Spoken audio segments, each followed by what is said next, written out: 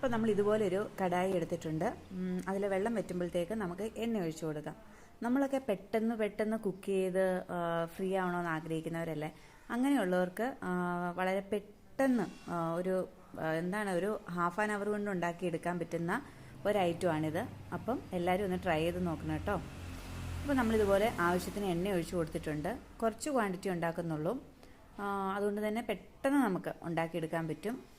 നമ്മൾ ചിക്കനൊക്കെ ആകുമ്പോൾ ഒരുപാടൊന്നും കഴിക്കില്ലല്ലോ, വളരെ കുറച്ചല്ലേ കഴിക്കുള്ളൂ. അപ്പം അത്യാവശ്യം നമുക്കൊരു 2 നേരം കഴിക്കാൻ ഉള്ള അത്രയും, അതാണ് ഞാൻ ഉദ്ദേശിക്കുന്നത്. അപ്പം നമ്മൾ ഇതിലേക്ക് വെളുത്തുള്ളി ഇഞ്ചി കുഞ്ഞതായിട്ട് കട്ട് ചെയ്തത് ഇട്ട് കൊടുക്കുന്നുണ്ട്. വളരെ കുറച്ച് ഇൻഗ്രീഡിയൻസ് മാത്രമേ ഉള്ളൂ കേട്ടോ.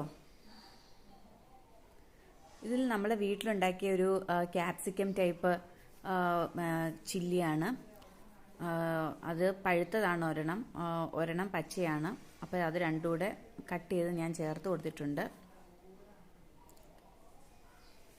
അതിലേക്ക് നമ്മളൊരു 2 ടൊമാറ്റോയും കൂടെ കട്ട് ചെയ്ത് വെച്ചിട്ടുണ്ടായിരുന്നു, അതുകൂടെ ചേർത്ത് കൊടുക്കുകയാണ്. ശരിക്കും ഇത് ഉണ്ടാക്കി കഴിഞ്ഞപ്പം നല്ല ടേസ്റ്റ് ഉണ്ടായിരുന്നു. തീർച്ചയായിട്ടും നിങ്ങൾക്കും ഇതുപോലെ ഉണ്ടാക്കാം.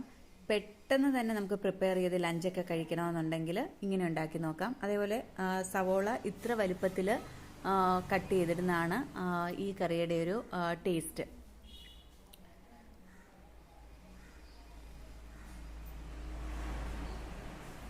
ഇപ്പോൾ ഇതെല്ലാം കൂടെ ഒന്ന് നല്ലതുപോലെ റോസ് സ്മെല്ല് മാറുന്നിടം വരെ നമുക്കൊന്ന് വഴറ്റി കൊടുക്കാം.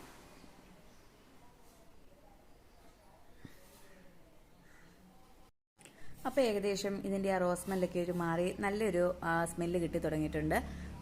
അപ്പോൾ നമുക്കിതിലേക്ക് മഞ്ഞൾപ്പൊടി മല്ലിപ്പൊടി ഒരു 2 ടേബിൾ സ്പൂൺ ഞാൻ ചേർത്തിട്ടുണ്ട്.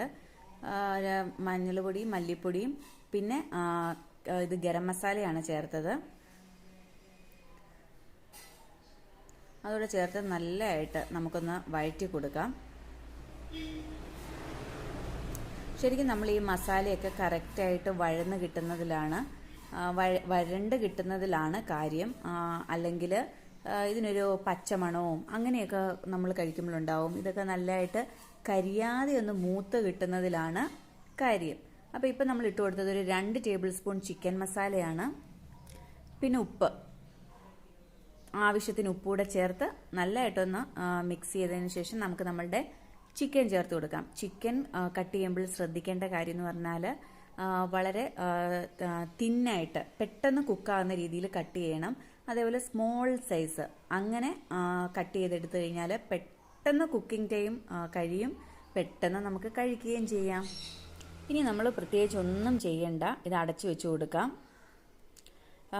ആ ചിക്കനിൽ തന്നെ വെള്ളം ഇറങ്ങിക്കോളും. ആ വെള്ളവും എണ്ണയും എല്ലാം കൂടെ ചേർന്ന് അത് അവിടെ കിടന്ന് കുക്കായിക്കോളും.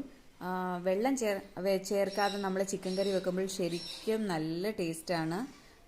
അങ്ങനെയൊന്ന് ട്രൈ ചെയ്ത് നോക്കണം കേട്ടോ. അപ്പം നമ്മളുടെ ചിക്കനൊക്കെ നല്ലപോലെ വെന്ത് നല്ല സൂപ്പറായിട്ടുണ്ട്.